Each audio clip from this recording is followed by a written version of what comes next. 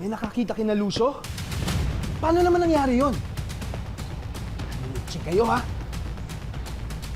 Attorney, may nakakita kina Lucio nung dinampot nila yung babaeng ireregalo ko kay Papa. Paano na yan? Sasabi tayo nito. Huwag kayong mag-alala, bossing. Ayusin kong gusot na ito. Akong bahala sa mga pulis.